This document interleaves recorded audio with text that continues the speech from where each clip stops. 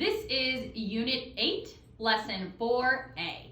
And the new formula that you have for this would be vertex form. And what we're going to work on today is when we're given an equation that's in vertex form, taking that out of vertex form.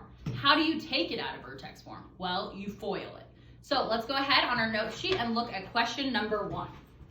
So question number 1 is y equals x minus 2 squared plus 3. Well, that is currently in vertex form. And in order to use this, we need to FOIL this to make it something that we know how to do. Well, we know how to use FOIL because we can rewrite this right here. So y equals x minus 2 squared is the same as writing x minus 2 times x minus 2. And we can't forget this 3 at the end. So we're going to FOIL. And when you FOIL, you multiply the first terms. We have imaginary ones here. So x to the 1 times x to the 1 gives me x to the 2.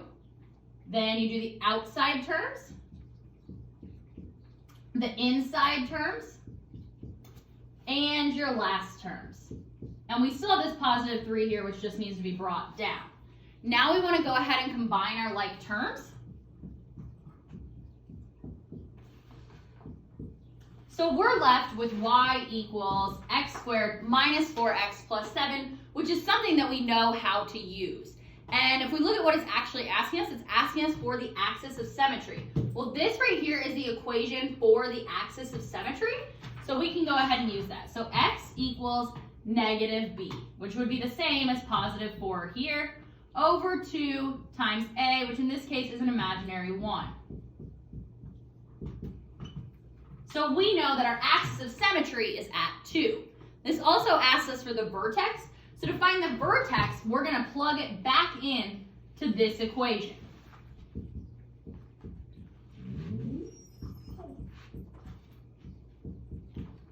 And then we're going to solve. So when we're solving, and you work all this out, you can pause the video so you can solve for it on your own. You find that y equals 3.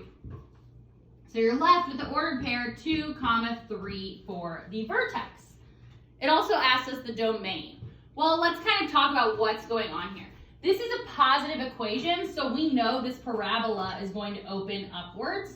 And if we look at the x values, the x-axis is going to be this way. It's going to be all real numbers because the parabola is going to get wider.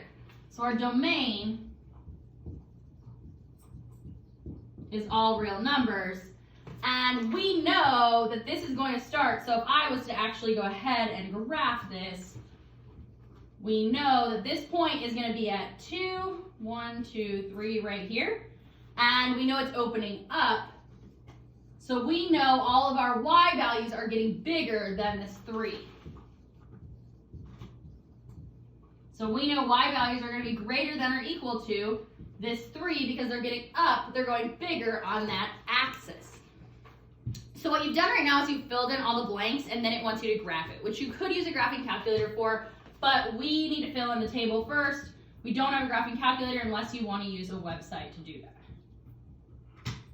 And so remember, in the middle, we put our x value and then our y, which is our vertex, and we can go above it and we can go below it, just like that. And then you're going to take this 4 and you're going to plug it in for this x, and you'll get a number for y, which I've gone ahead and done on my own. And it looks like that. And if you went ahead and graph this, what you're supposed to do, it's going to give you a graph that looks similar to this. We'll go over one more example for this. So for question 2,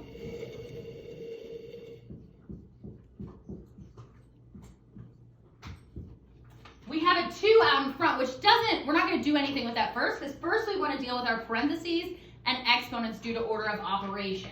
So we have 2 times x plus 3, x plus 3 minus 1, because we just expanded this out. Then you're going to FOIL. This 2 still comes down, okay? So you're going to FOIL. So we have the very first terms plus your outside term, your inside term, and your last term, and we still have that negative 1, which is coming down. So when we go ahead and solve this, the very first thing we want to do is combine our like terms. Well, within this parentheses, I'm going to carry this down, we can make this 6x. And we have our negative 1 still at the end. We have a 2 in front of this parentheses. It just means we're going to multiply all of these numbers out in front by 2. Remember, there's an imaginary 1 here.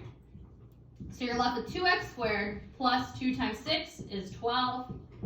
And 2 times 9 is 18. And we still have this minus 1 there at the bottom. So, combining like terms, we can go ahead and combine this.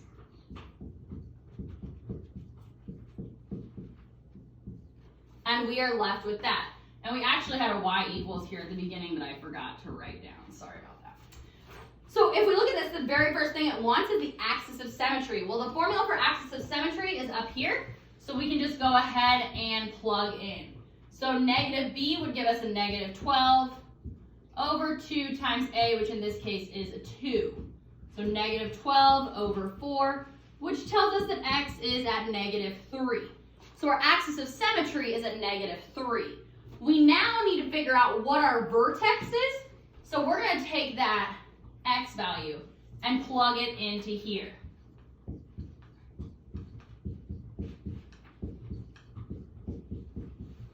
So we have y equals this. And you can pause and solve for it on your own. I've already got the answer. So when I solve for this, I know that y equals negative 1, which tells me that my vertex is at negative 3, negative 1. So if I was to sketch this all the way up here, my vertex is that x equals negative 3 and y equals negative 1. So it's about right here. If we look at this, we know this 2 is a positive number, so we know this parabola is going to open upwards. And we know this vertex is at negative 3, negative 1, and our axis of symmetry is at negative 3. So when it asks us what the domain is, the domain of all quadratic equations is going to be all real numbers. And our range deals with our y values, and we know that all of our y values are getting larger than this starting point, so our y is going to be greater than or equal to negative 1 for our range. Then we have a table to fill in, which you could do with a graphing calculator, but we don't have one. So our middle equation, our middle points that we're going to use, we're going to start at our vertex, and then we're going to go above it, and we're going to go below it. So how do you figure out what this is? You're going to take this negative 1 and plug it into this equation, and what you get is going to go in the y. Then you're going to take negative 2, plug it in. I've already gone ahead and done that, and you are left with this. Then you're to sketch a graph. When you go ahead and sketch it, your graph should look something like this. All right?